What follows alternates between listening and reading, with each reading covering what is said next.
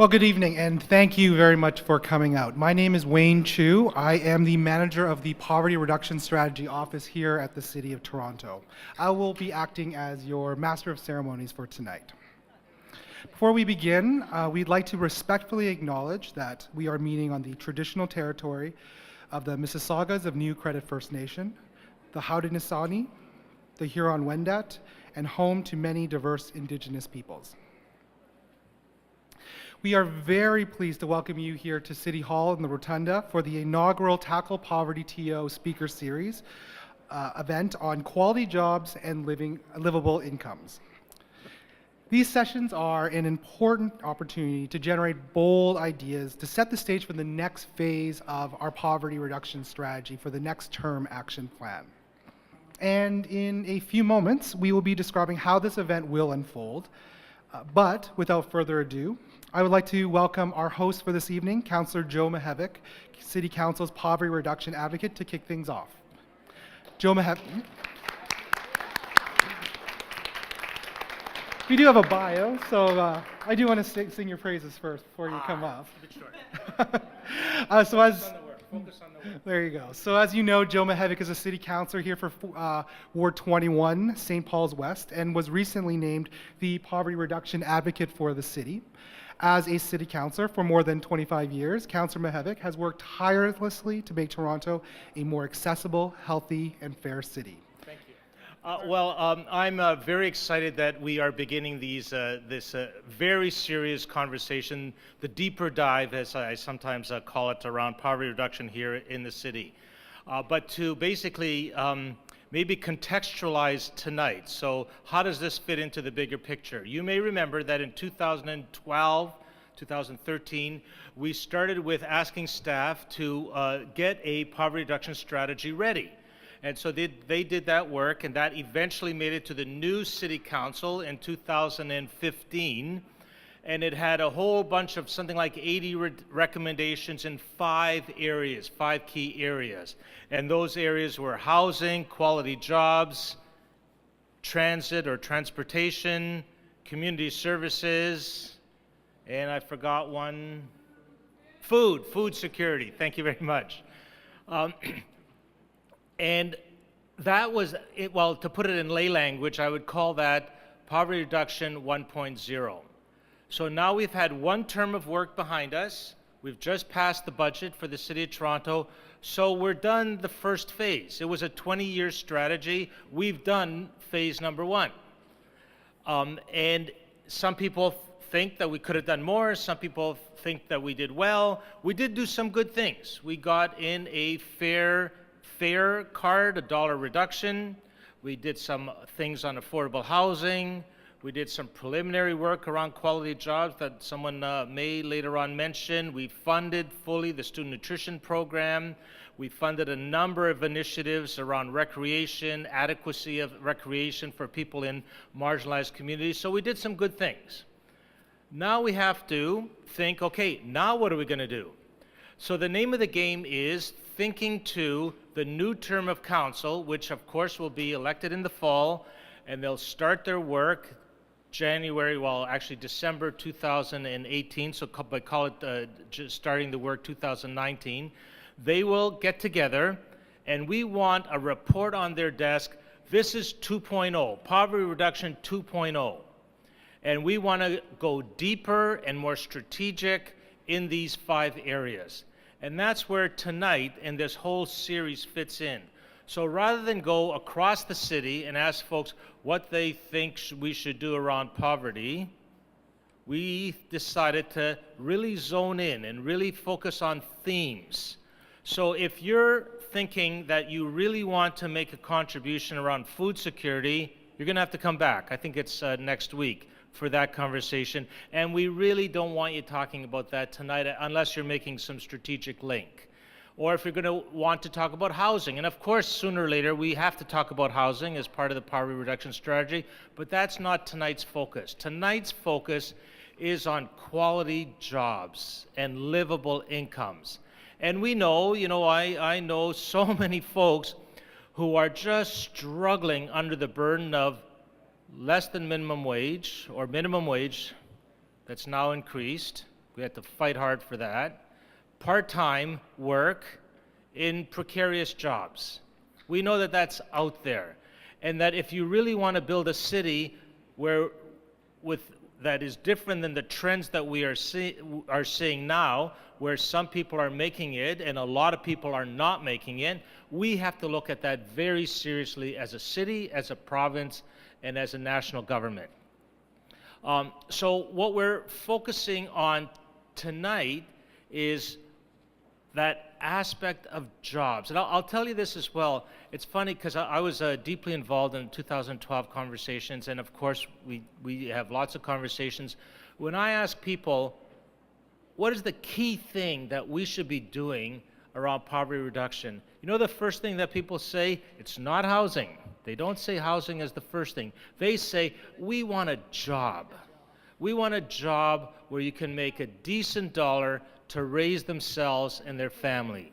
And of course it makes sense. Of course that makes sense. Because once you have a decent job, you don't have to worry about getting a subsidized TTC pass. You don't have to worry about all the other things, all the social service systems that we have in place. So one of the cornerstones of poverty reduction has to be how we transform a very dynamic and changing and wealthy economy like Toronto, but where part-timing is growing so rapidly. If you read the Toronto Star on the weekend, temp agencies have increased by 20% in the last little while, right?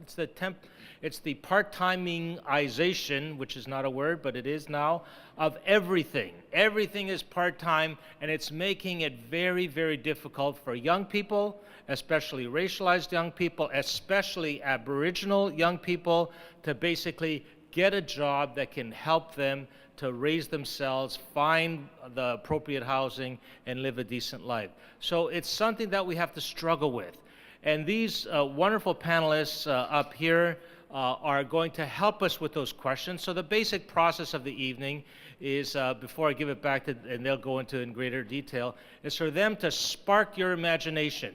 And we're going to do this for 5 weeks. Spark your imagination on this theme and this theme only. Jobs. Today it's about jobs.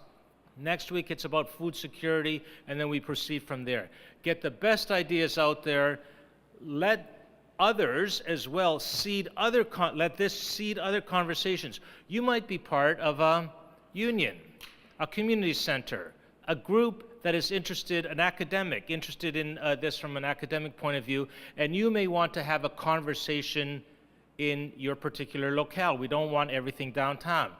Feel free to kind of spread this conversation to other places. If you need help with a speaker, there's some here.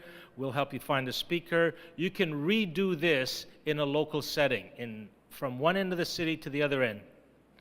At the end of the day, we want to create a buzz that allows Torontonians, or allows the new council to feel that the city has our back. So if we do something that is strong, that we know that there's lots of people that know about the poverty reduction strategy, and that you're going to support us in taking bold, aggressive action in overcoming it. At the end of the day, we want a city that is inclusive for all, not a city of haves and have-nots. That's the city we want to build.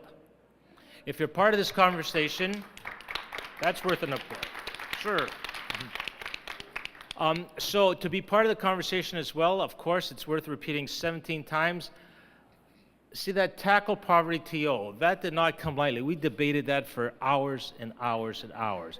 So if you're looking for a hashtag, and you know everyone's looking for hashtag, that's what you do between 11:30 and 12:30 at night. And Tackle Poverty TO, contribute to the conversation, let it happen. Again, it's that buzz. It's about that buzz out there that's going to influence the provincial election. The province is into the poverty reduction strategy. The province is also into an income security strategy that they're piloting in one place, and they're looking at quite dramatic increases to social assistance as well. And of course, the federal government is also looking at it. So we want to support all those initiatives so that we're all singing from the same songbook, city, province, and the federal government, and of course the community sector as well. One of the things that I don't think we talk enough about is that, yes, this is a job for governments, but it's also a job for faith communities. It's also a job for community service agencies. It's also a job for the unions. It's also a job for anyone that is civically minded to find ways to be part of the solution. And it might be as simple as, you know what, I'm doing a renovation at home. I usually call those guys, but now, you know what, around the corner there's this Aboriginal place, and they do some work around construction. Why don't I call them rather than them, and give someone who's never had a good job for at least a little time. So everyone in Toronto is being commissioned to be a center for poverty reduction, whether as an individual, as an agency, whatever it is. Certainly governments have to play a very, very major role, but no one here is left off the hook. So with that, let these conversations begin, and let's be bold and beautiful, and let's make this the best city that we possibly can. Thank you very much, everyone.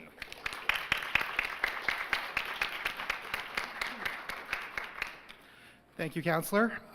So we're going to move into the first portion of the evening, which is our panel discussion. And moderating the panel is April Lim. April Lim is a social researcher and policy professional with more than 15 years in experience in the nonprofit and public service sectors. April's past research and policy of work have included time at the United Way and the Toronto Ombudsman's Office. Today, April is a policy development officer with the Social Development, Finance, and Administration Division here in the City of Toronto, and she is the policy lead for the city's social procurement program, community benefits framework, as well as community benefits through expanded gaming at Woodbine Racetrack. April. Good evening, everyone. Thank you so much for coming out on this Monday evening. The turnout is just fabulous. So before I introduce our panelists, I wanted to briefly let you know how the rest of the evening will proceed. There are 4 questions that will be posed to each of the panelists tonight to spark discussion on this important topic. You will see those questions on the last page of the policy background document that you may have received when you were coming in. And the questions will also be posted on the overhead projection that you received as we move through them. So following the panel discussion, which should last about an hour, we would like to invite all of you to have an opportunity to answer these questions as well. There will be 4 breakout groups, 1 for each question, with a facilitator at each group to guide a focused discussion so that we can hear your ideas. Now, I'd like to introduce our exciting panelists who have agreed to join us this evening. Tonight, we have the privilege of hearing from 4 incredibly brilliant women who are deeply committed to issues that relate to quality jobs and livable income. Anne-Marie Moulton is a member of the Poverty Reduction Strategy's Lived Experience Advisory Group. Anne-Marie is a resident of Scarborough East who volunteers with United Way. And the 2 issues in the Toronto Poverty Reduction Strategy that Anne-Marie is most passionate about are unemployment and housing. Anne-Marie is also a strong believer in serving humanity through volunteerism. And as a mother, she takes these passions and lessons and shares them with her daughter. If you haven't seen them already, Anne-Marie was featured in at least 2 recent news articles related to the poverty reduction strategy and today's event. Jillian Mason is an advisor to East Scarborough Storefront. Jillian, an urban planner by profession, is a trusted advisor and social justice advocate with over 25 years working in the public and nonprofit space. Her successful career as an advocate for social change has given her a reputation for breaking barriers, bridging alliances, and synthesizing opposing forces. Rosemary Powell is Executive Director of Toronto Community Benefits Network. Rosemary is an executive manager with over 15 years of experience in human resources, management, workforce development, labor market planning, and cooperative development. She's now the executive director of TCBN, whose aim is to create jobs and opportunities for historically marginalized and equity-seeking groups from major taxpayer-funded investments in city infrastructure with a focus on transit. Her advocacy work on jobs and environment with residents in Jane Finch has earned her several awards, including from the Canadian Urban Institute, the City of Toronto, and YMCA of Greater Toronto. And Hila Omarkale is a manager of community partnerships at the Daniels Corporation, a GTA-based developer and builder. Hila is responsible for Daniels' community development portfolio, working closely with a broad range of partners and stakeholders. She oversees initiatives that look beyond the bricks and mortar to ensure that the social, cultural, and economic infrastructures of communities built by Daniels are as strong as the new buildings. Daniels has partnered with Toronto Community Housing to revitalize Regent Park. Hila leads Daniels' social infrastructure work on the ground in Regent Park and other Daniels communities. So I'm now going to introduce each of the questions one by one, and we'll ask each panelist to give a brief response. The first question: the city has made significant progress recently in connecting people with jobs. For example, the city has several programs focused on youth unemployment. Just last year, the city helped more than 4,200 youth make connections with employers, helping hundreds obtain work-based learning opportunities and employment. But we also know we can do more, and that other groups, such as older adults, marginalized single adults, and those with criminal justice involvement, continue to face challenges finding employment. So to begin, I'd like to ask each of you, and I'll begin with you, Hila, what are the different kinds of experiences and challenges that we need to consider when we're helping residents access jobs and training? And what kinds of innovative and impactful things can we do to help residents who are currently the most disconnected from the workforce? See, how's the sound here? I get to be the first speaker so we can test it out. Loud enough?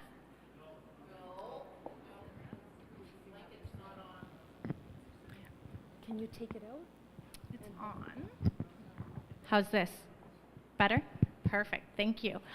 Thank you, April, for that introduction. I'm very pleased to be here. I'm also very pleased on the heels of International Women's Day to be on this panel with 4 strong, diverse women. So I think we're off to a great start. I will be speaking quite a bit about examples from my work with Daniels in Regent Park.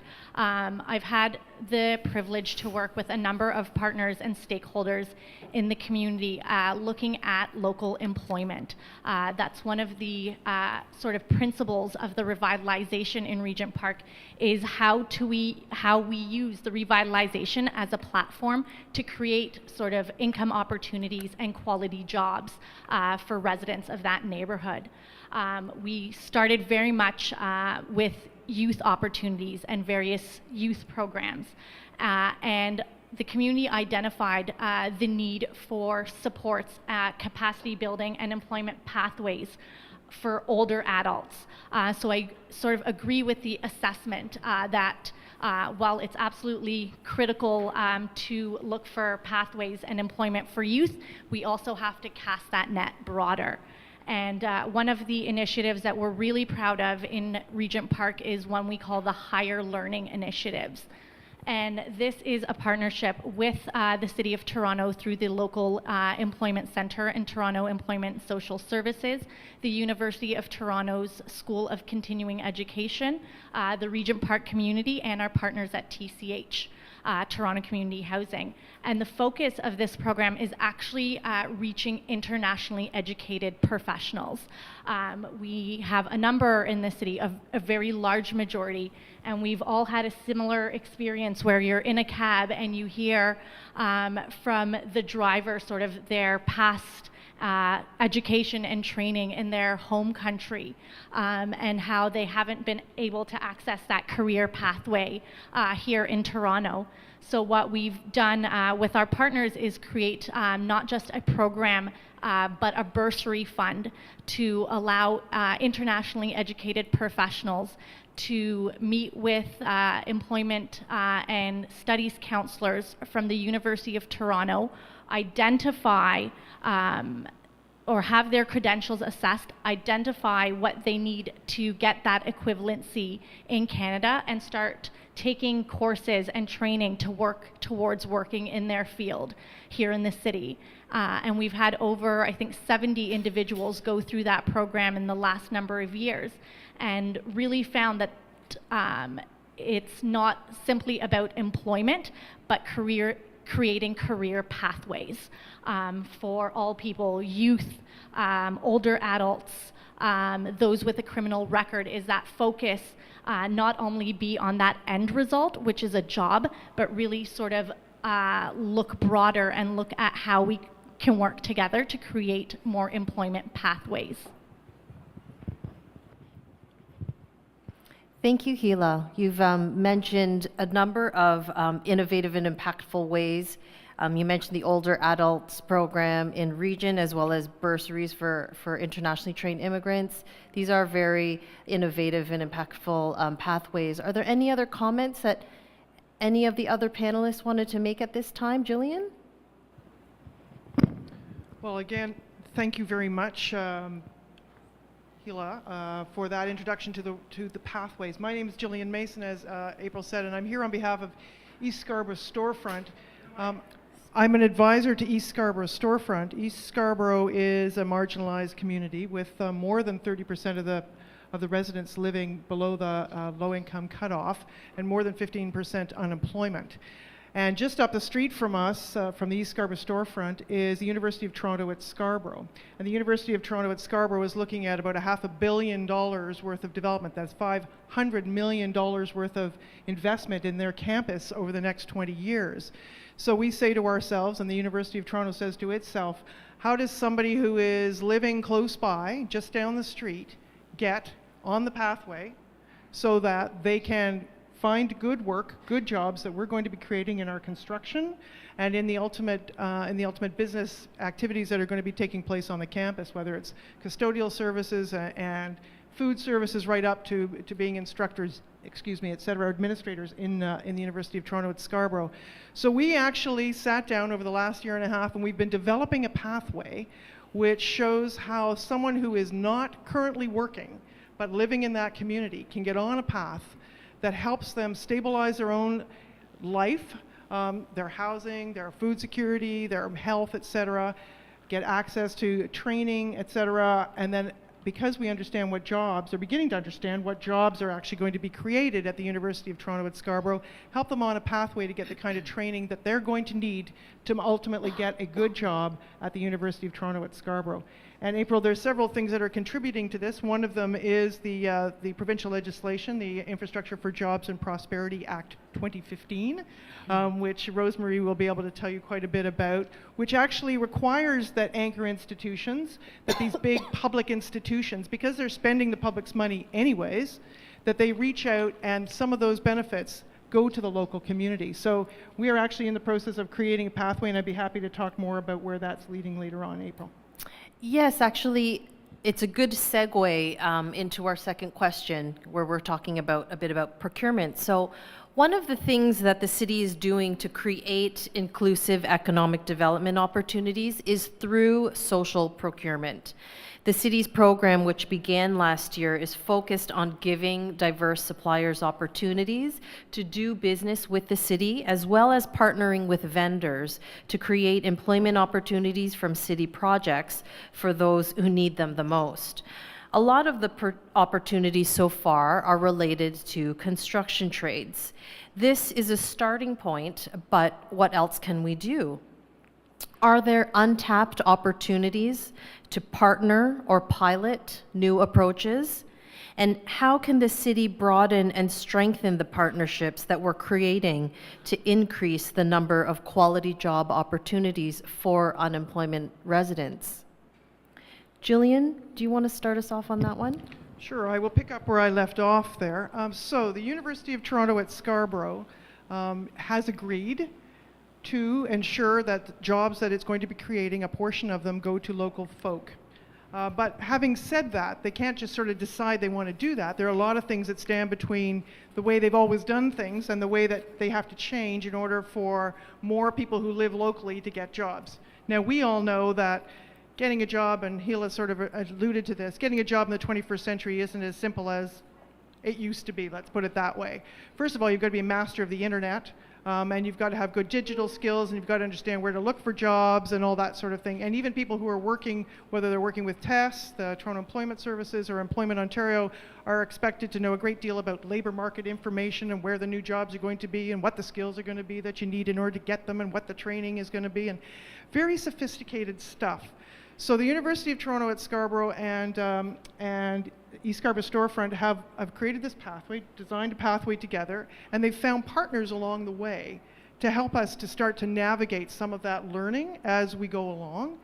And we have been very fortunate that a local private developer has given us a space, an actual physical space. It's an old car dealership. Those of you from Scarborough, Kingston Road, at the entrance to the Gilwood GO station, there's an old car dealership there.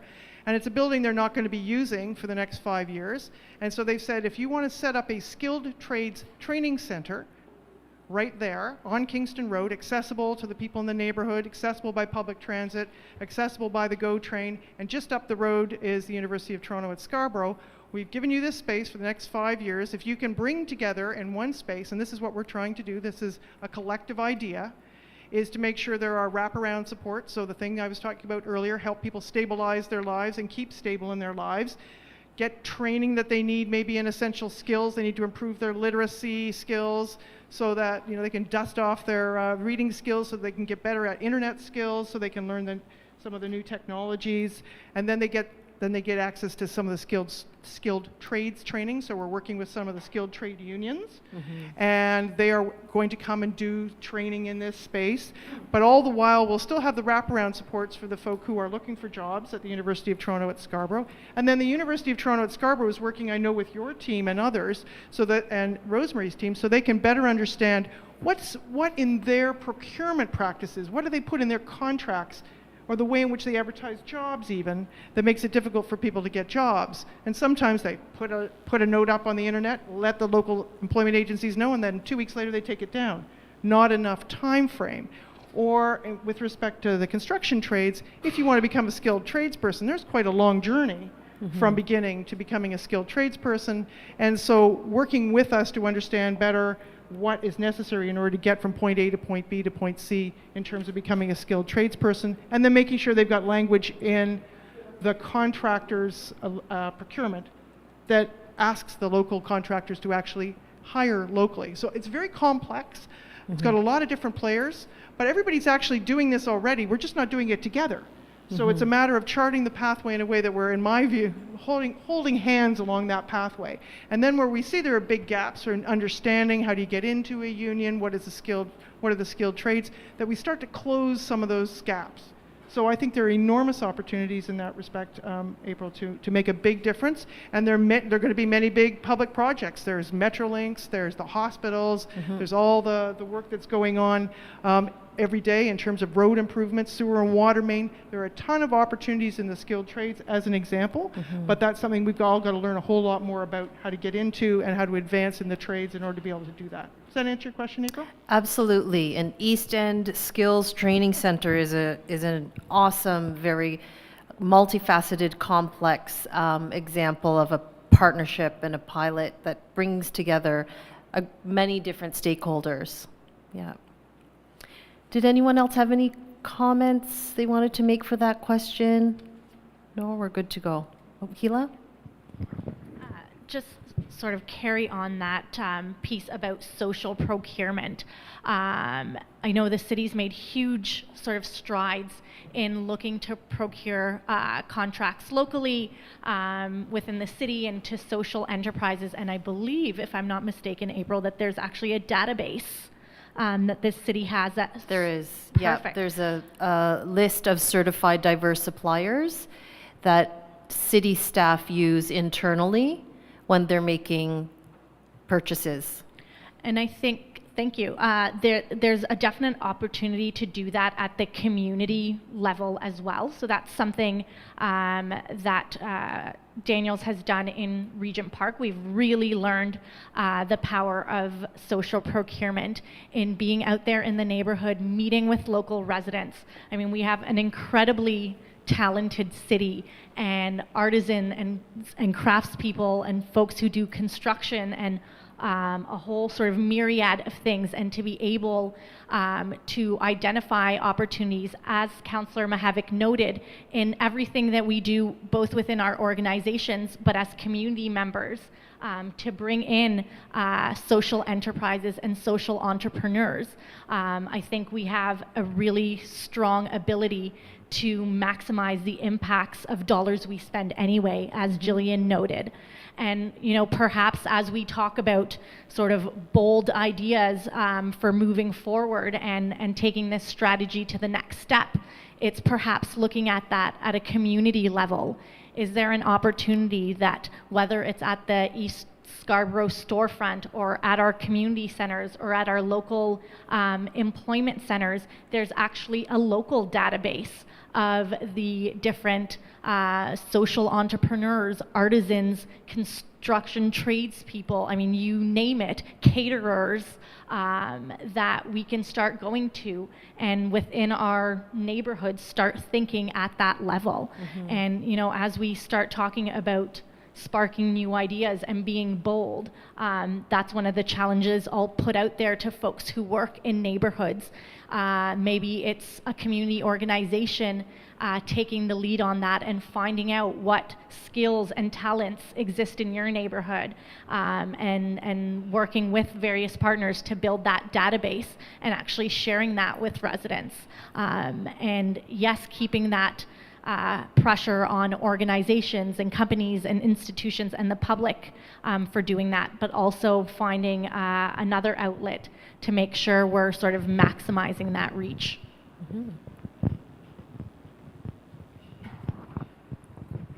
Thanks. As I'm sitting here and listening to Jillian and to Hila speak, it's just so powerful to see that community is thinking about this, that developers are thinking about how do you support, how do you address the issues of poverty and unemployment and provide opportunities for people to get good jobs. And so what I think that the city needs to do, and what we're talking about with the Toronto Community Benefits Network, is how do we systemize this? How do we make sure that this kind of thinking is actually rewarded in policy? And that is through, we believe, developing a strong community benefits framework for the city, so that every developer who wants to do this kind of thing is able to, because you've provided a process, you've provided a strategy and step-by-step instructions for how they can go about doing this.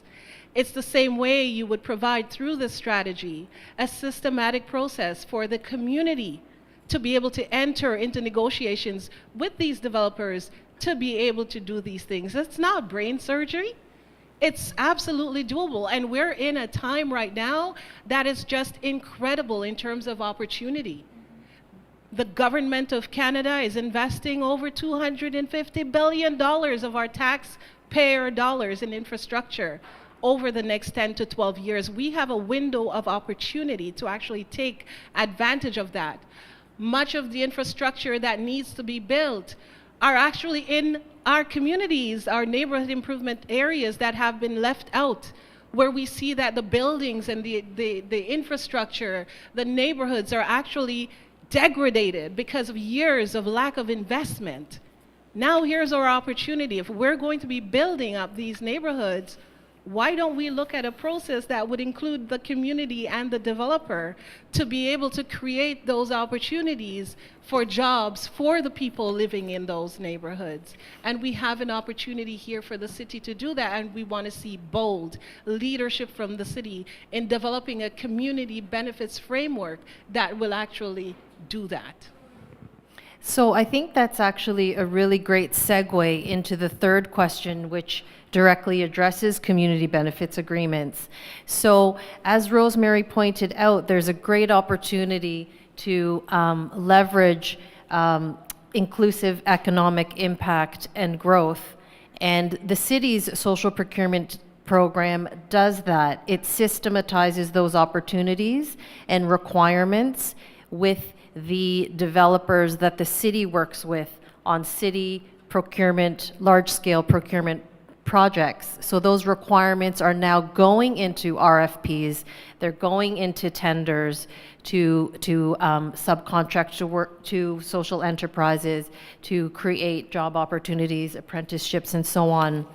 So another promising opportunity we often hear about that can create pathways to access quality jobs and livable incomes is through community benefits agreements. We know that the city can play an important role in helping to secure benefits for the community when it comes to development, whether it is public or private. This includes a convening role that the city could play. It includes an enforcement role that the city could play. How can the city help broker the creation and implementation of community benefits across a range of different development projects? So maybe we can continue with you, Rosemary. Can you tell us first a little bit more about what community benefits agreements are and why they're so important today? Thank you, April. And before I even start with that, I just also want to commend the city on developing its social procurement strategy. And it's already been in a year of implementation so far, and we're already starting to see good progress. And so now, as you're saying, is how do we extend that to developments that the city does not actually own? And that's where we look at community benefits agreements as being that tool, that system, that platform that we can actually use to make that happen. So what are community benefits agreements? At its core, they are legally binding agreement with the developer that's negotiated by the city, by the community. What we have seen in examples from the United States and from the UK, there are different types of options for how to make this work. Some work better than others. In the UK example, we have a top-down approach where the government directly negotiates for the community on behalf of the community, and it has had some level of success, but not to the extent that it has had in the United States, where the community actually negotiates directly with the developers and decision makers from the bottom up. And here in Toronto, we have actually had an example of a community benefits framework that is negotiated by the community from the bottom up with Metrolinx. And you've probably heard about the good work that's happening on the Eglinton Crosstown. This is a $8-point-something billion of our taxpayer dollars. The LRT, transit that will get people around faster and greener, running from Mount Dennis all the way up to Kennedy through 13 neighborhood improvement areas. And because Metrolinx was actually, which is a provincial body, was actually open enough to actually sit down around the table with the community to talk about what the community is looking for, we were actually able to negotiate with them for particular things. Apprenticeships while the project is actually being built. So we don't want to have to wait until the structure is built and then we could start enjoying it by spending our money. For example, on the LRT, we would be riding the train, getting around to different locations to our jobs and schools. That's great. But how can we actually create jobs where people can actually participate in building up their own communities? So that's number one. Number two, not everybody wants to be a construction worker. And so there are professional, administrative, and technical jobs that are actually inherent in building up in designing and constructing any project. And so we look at those opportunities as well as the third thing would be social and local procurement, looking at how we can have local businesses actually getting contract opportunities from the mega developers that are actually building this project. There are no small businesses that can actually have $8 billion to compete with the government. But how can they break down, once they have these contracts, how can they break them down so that small businesses and minority-owned businesses and social enterprise can actually access some of the contract opportunities? We know that when these small businesses actually hire and when they spend back into the local community. So therefore, the money is going around 10 times over. And then, of course, there's the neighborhood and environmental improvements that can come from that. When we look, for example, at the Metrolinx opportunity or partnership that we have, the community did not want to see a building destroyed in Metrolinx's goal of actually building a station underground. That building had to go. But because Metrolinx was actually willing to sit down with the community, together the community and Metrolinx figured out that, well, how about we move the building out of the way? And once the building is done, we can actually move it back. Right? It's brilliant. But without actually sitting down at a table with the community, that could have never been worked out.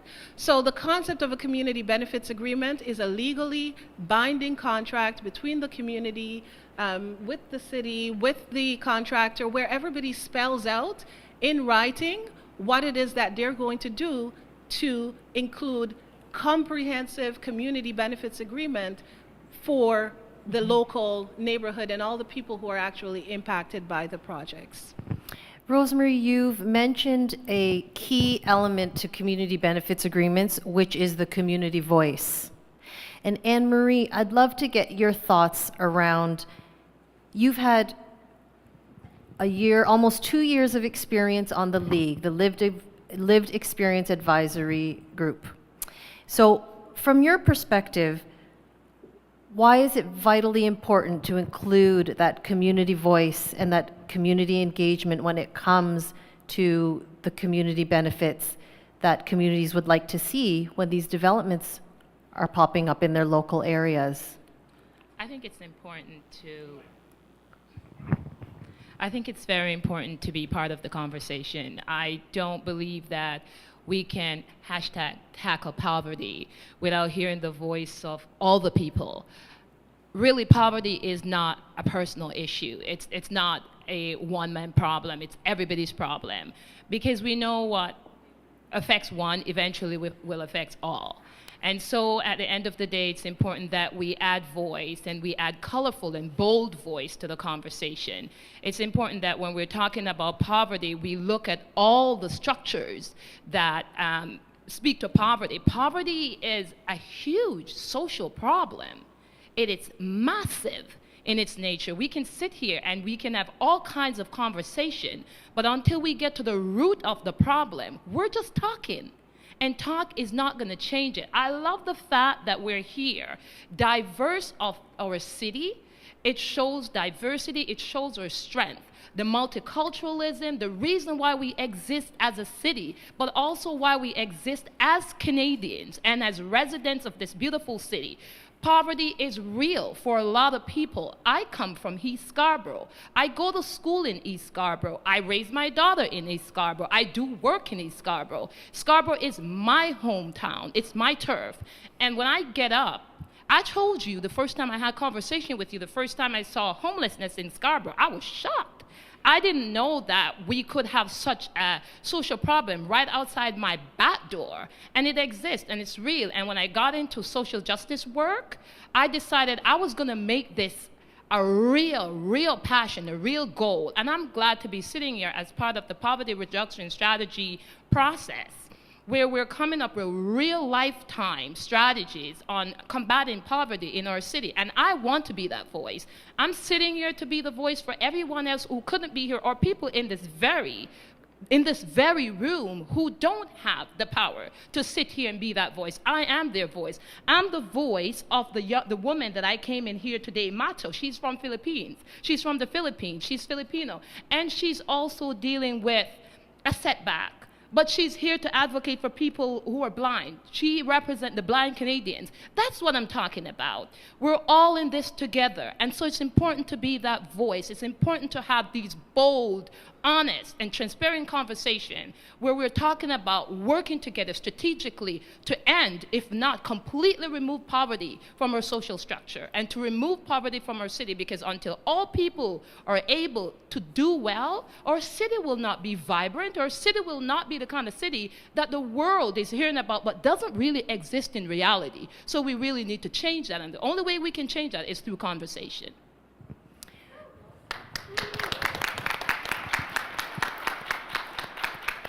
I wanted to invite Gila and Jillian if you had any comments related to the community benefits agreements.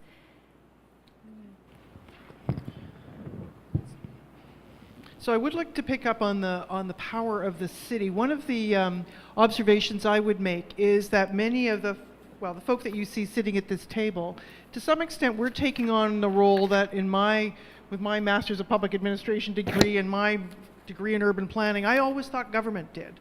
And so one of the things that I am doing now is I'm playing this interesting intermediary role. I'm finding myself sort of talking to unions, talking to the University of Toronto, talking to the local developer, engaging with community. I'm sort of doing all this work so that I can understand how all these folk can better come together. So the role that the city, and I honestly think this is a job that should be being paid for and being done by the city, that there are many, many opportunities to convene players who are willing players who don't know how to come together, don't even know whether each other exists, or when they get together in a room, don't speak the same language. We may be talking, first time I heard about workforce development, to be perfectly honest, I was well into my career, I kept thinking, I wonder what that means, workforce development. And what is labor market information? People were talking about LMIs, and then I started learning that what we were really talking about was jobs and what jobs are coming down the pipe, and you know what kind of training people needed in order. And you think, so you get people together in a room who actually care about this stuff. They're looking for employers at the moment. At the moment in Ontario, the sewer and water main contractors tell me that they are short 1,000 people, 1,000 workers, that they're currently facing I was told the other day, a July problem in February. That is, they've already experiencing the shortages that they normally would experience at the height of the construction of sewer and water mains, et cetera, right now. So we've got this serious sort of job shortage thing going on, and yet there are all these people be perfectly capable of doing those jobs with the right training, with the right supports, but they don't know that the jobs even exist. These two worlds are not talking to one another. So I think the city could do a better job of listening to community, understanding the various roles, because you guys have got the bird's eye view on this. You've also got the power and the money to convene. You can rent a space. You don't have to pay for this space. You can bring all of us together and then help us to understand each other's roles better and where they intersect. And then once we figure that kind of stuff out, we can go off and do it on our own. But I'm doing this for East Scarborough Storefront. I'm an advisor to a nonprofit organization that is cobbling together enough funds to pay me, a consultant, to come together with them to have all these conversations with folk. I think that's the job of government, and I think it's something that you are almost doing, sort of doing in part, but that you could do a whole lot better. And so, but I also think that we would like to, and you've already started to do that in some important ways, we would like to talk to you more about what we think and what we know. And I think you need to create more opportunity to sit back and listen. You know a great deal. You've got a lot of power. You've got a lot of influence, and you're everywhere. You're very place-based as a city, you know, and we're all there. But you need to find better ways of hearing the great messages that we all have, because there's a level of frustration building up on both sides. Those who are looking for employees, people who are older or younger or new Canadians or old Canadians or whatever they might be, and are looking for work. They're capable people and people who want to give those folk work, and there are all kinds of curious, unintended barriers standing between all of us and our objectives, and you guys could have a great, great role in helping us to break that down faster than, we'll get there, but we get there a whole lot faster if you brought your might to that and could see how important that connection was and made that happen.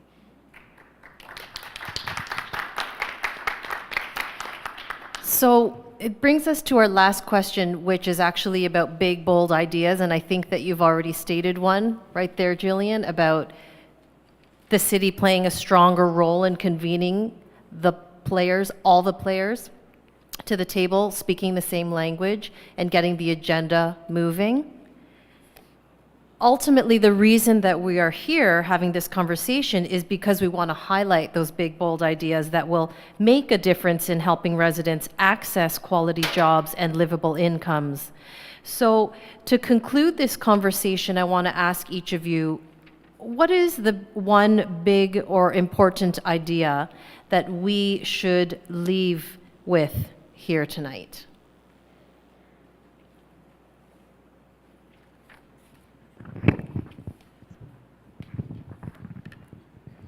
I might be a little bit biased. But that's because as community, social enterprises, labor groups, over 80 of us as organizations across the city of Toronto have already come together over the last many years. Actually, our fight has been going on for 10 years now with the Woodbine Casino, and finally it's here. And we want to see a community benefits agreement on the Woodbine Casino. We want the developer to sit down with the community and talk to us and to figure out how we can come together on a comprehensive community benefits agreement. We want to see every developer consider a community benefits agreement.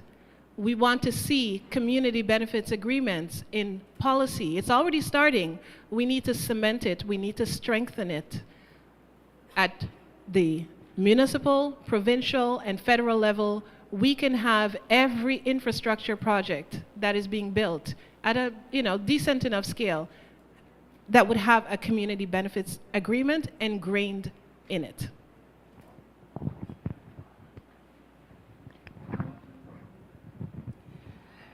My bold idea, I have so many bold ideas. We don't have enough time to share my bold ideas.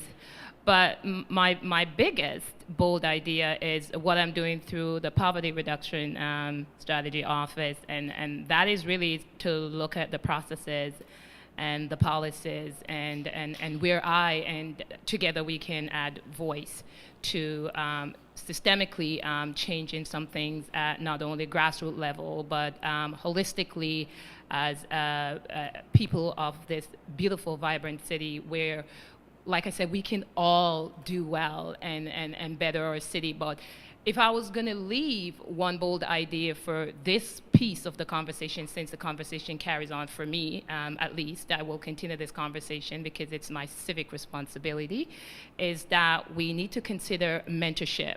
And I say mentorship because my heartbeat is for young people. Not that I don't care about the adults in the room, I do have that voice for you too, but young people is really key and at the core of what the work that I do, because I believe our future is bleak without having young people becoming much more ready for the kind of future that we're foreshadowing as a city, as a nation, and as a country. And so it's important that as we talk about bold ideas, that we talk about mentorship on every level, that there are supports out there to encourage our youth on all levels, whether it's through education, through programs and services, supports, whatever it will take, but the mentorship is missing, the mentorship is key, and we need to start looking at that and having bold conversation about that too.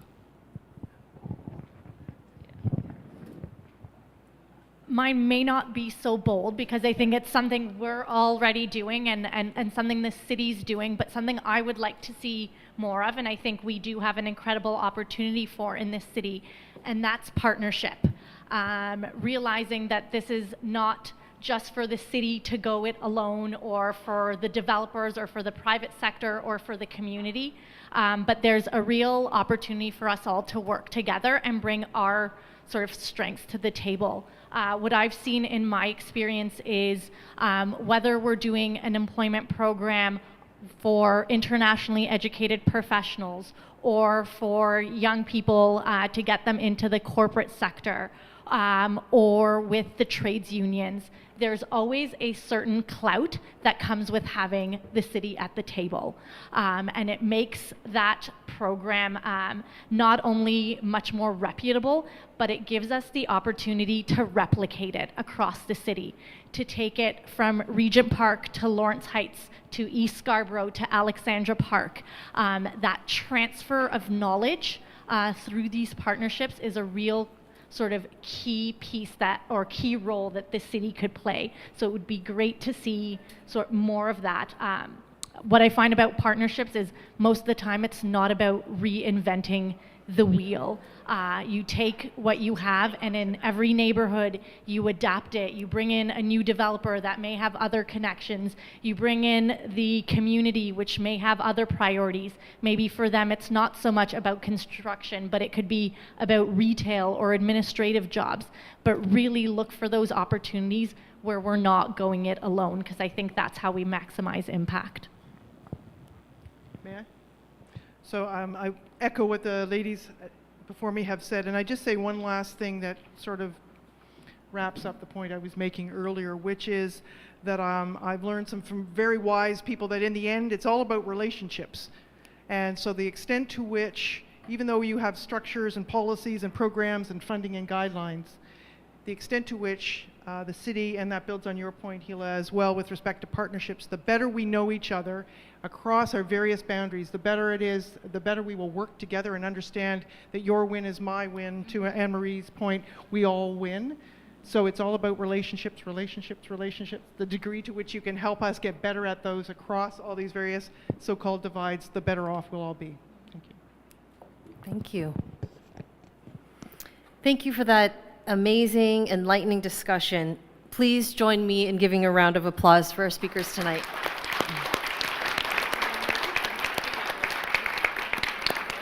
So now it's time to hear from all of you. There's going to be 4 breakout areas for smaller group discussions. For question number 1, it is going to be to my left, to your right, over here on inclusiveness. For question number 2 on new partnerships, it's going to be over here as well. For question number 3, related to community benefits agreements, it's over here at the back. And question number 4 around big, bold ideas is going to be over here near the front. So each of the areas are going to have a board, a flip chart, and a facilitator in each of the groups to record your feedback, answer your questions, and after about an hour, we're going to reconvene up here at the front to have the facilitators report back to the larger group. And we do want you to have a chance to respond to all 4 of the questions if you wish. So in intervals at around the 20 and 40 mark, our MC Wayne will come up to the microphone to encourage you to move around. So please note there's also an opportunity near the registration desk. There's some paper and so on. We invite you to leave any comments that you might have there at any point throughout the evening. And in particular, a question to keep in mind to provide comment on is, what would you like to see included in the next term action plan of the poverty reduction strategy? And so this is going to be directed to the facilitators. If I could just ask you to just take a few moments and think about the report back and sort of the top 3 things that you heard, or some of the common themes, or the kind of the strongest, or the most interesting things that you've heard tonight. So I'll give the facilitators a moment to collect their thoughts and finish up their conversations. While they do that, first I want to say thank you everyone for your contributions and for coming out tonight. And I'm sure the councillor will want to have a chance to say that as well. I want to take a moment though to tell you about what's going to happen to all of this and all the things that we've heard. So all of the content that we've received from you tonight will be collected and analyzed by staff in the Poverty Reduction Strategy Office. And your input will help guide us in the development of the second term action plan for the poverty reduction strategy. So we're going to take what we've heard today, and we're going to take what we've heard in the other 4 sessions that are coming up, and we will summarize this and we'll post this online for everyone to see and to continue the conversation. As a reminder, this is the first discussion in our series. The next topic is food access, which will take place on next Monday, March 19th at 6 p.m. upstairs on the second floor in Committee Room 2. And so we hope you will join us for that event and the future events as well. So if I could ask each of the facilitators to come up to the podium here so you can use the mic.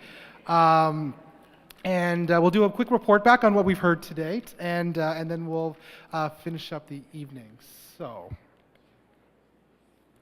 yeah, come on. Yeah, come on. Oh, do you want to bring it? I can bring it.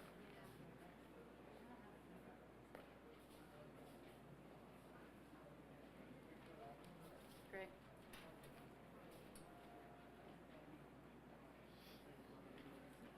Oh, you want me to? Okay.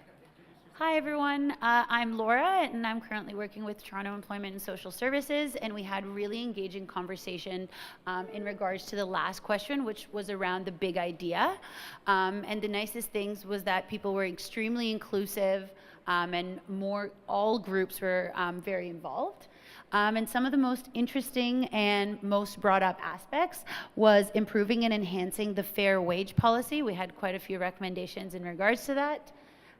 There was more strategic research and planning on what employers need and how to connect employers with university faculties. And another one was how to include ordinary citizens that are not currently in poverty, how to engage them with helping eradicate poverty.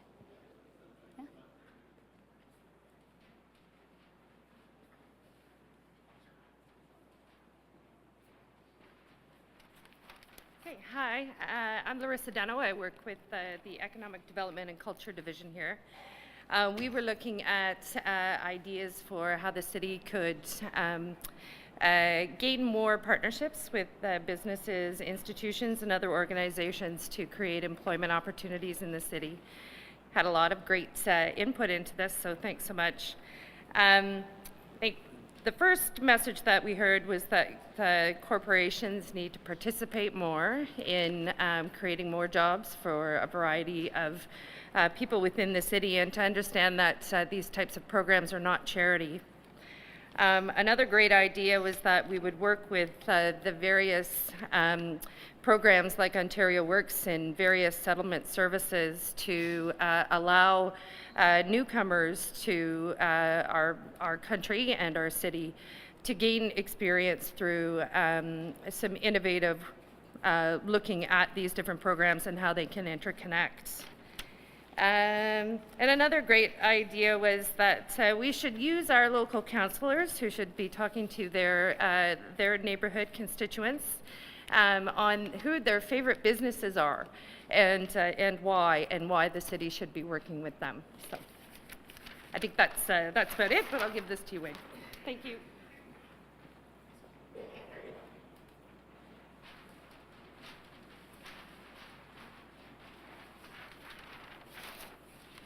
Hi.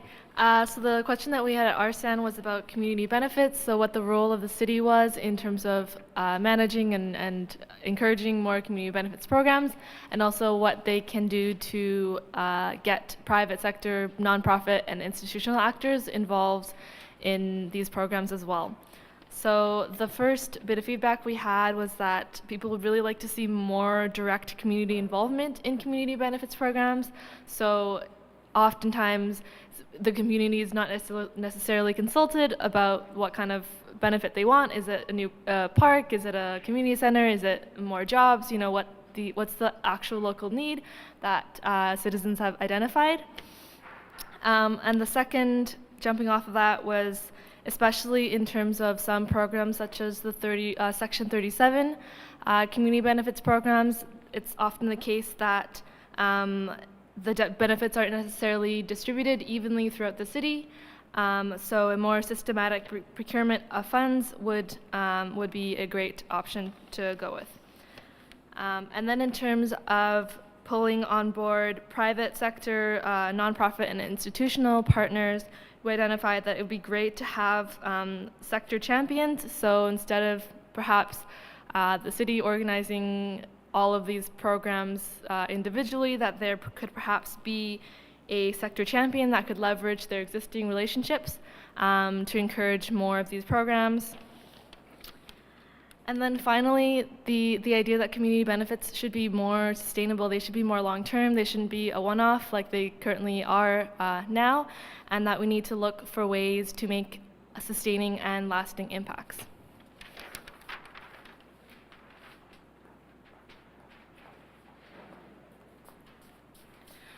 Good evening, everyone. My name is Jillian Yazova. I work for Toronto Employment and Social Services, and I had the absolute privilege of hearing from some of you this evening about what we can do to better connect with those who are most disconnected from employment and from the labor market.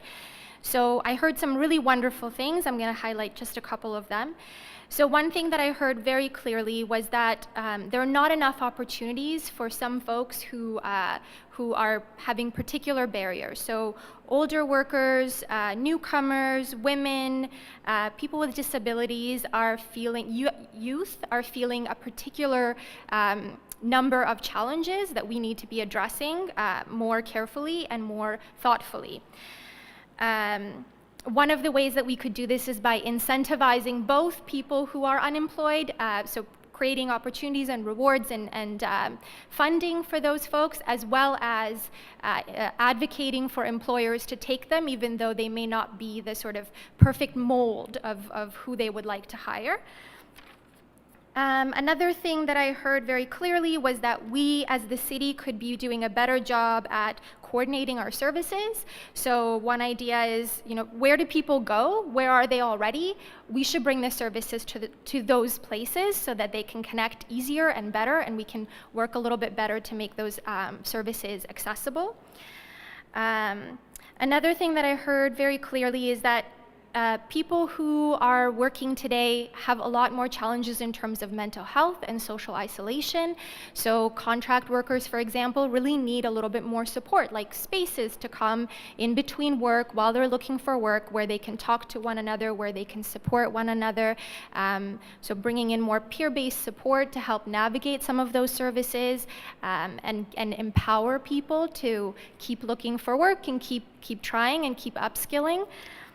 And then the last thing that I heard very clearly was that the city should be supporting non-governmental organizations and community-based organizations that are doing a really, really good job.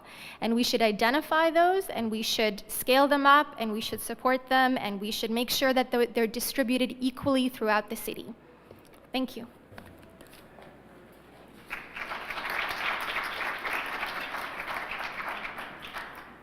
Thank you, everyone. So before I ask Councillor Mihevc to conclude this evening, just a few last housekeeping things. If you didn't have a chance to when you first signed in, we do have a sign-up sheet on the registration table. So if you want to be informed about the latest information, updates, sort of the follow-up to this and the future sessions, there's an opportunity for you to put your name and email address down, and we can keep you updated. And for those who are requiring assistance with transportation costs, we do also have TTC tokens available. See my colleagues at the registration table for that. So to conclude this wonderful evening, I'd like to ask the councillor to provide some concluding remarks. Thank you, Wayne, and thank you to everyone, especially those of you who hung out right to the very end. I'd like to particularly thank Wayne Chu and April Lim, two of our wonderful staff here at the city, for facilitating. Wayne is this fella right here, and where's April? Right there, right there. Thank you to the two of them. Let's give them a round of applause. So this was a good conversation. You know, a lot of good ideas. We went deeper than we went in previous years because we talked about poverty. Now we're talking about jobs. And I realized very quickly that, you know what, this is the beginning of a conversation, and we need to probe deeper. We need academics, professionals, people with lived experience to really think even more deeply on how these kinds of ideas can bear fruit. I heard great things around community benefits agreement, legally binding so that we really get those apprenticeships and we really get good things happening in local neighborhoods. A lot of good ideas around the power of social procurement. It's not just the cheapest price that should be the way the city spends its billions of dollars annually. And how do we systematize it so that everyone who is giving out contracts at the city is thinking how we both get the product or the service that we need, but also that we leverage that into a good job for someone who needs it. What I heard too very, very much is that this is not just something for the governmental sector, but it is something for the private sector as well. Whether you're in retail or a developer, that there's a lot that we can inspire, encourage, promote in the private sector around good jobs as well. I did hear, and maybe this is the part that I'm really keen to develop more, is that the city has a role here. Now, we're not going to be spending big money on this particular piece, but we can spend smart money to make sure that there's enough champions in a variety of departments who know how to do social procurement, who know how to secure community benefits, who know how to flip every economic opportunity into a job opportunity. So there's some spending that we need to do as a city here. We can be champions and we can be conveners. I've often thought I love that expression in Spanish. In Spanish, it's poder de convocar, convocation hall, which is the power to convoke, bring people together. Where else would you have this group of people but here, City Hall? And so we should use that power to convoke so that people are talking between orders of government, between the private sector and the public sector, just bringing people together. And as one of the speakers said, it's all about relationship building, and we should use that power that we have. So this conversation is just beginning. Just on this theme, I'd ask you to look up here. Next week, we're going to be talking about food security, food access. Then we're going on to service access and coordination. Childcare will be a big theme there. Transportation equity, and that's everything from public transit to cycling to pedestrianization. How do we make sure that we're the lifeblood of the city through transportation is happening? And then lastly, lastly but not leastly, maybe it's lastly because it's a very, very important topic, Mark, is how we make sure people are housed in this increasingly expensive city.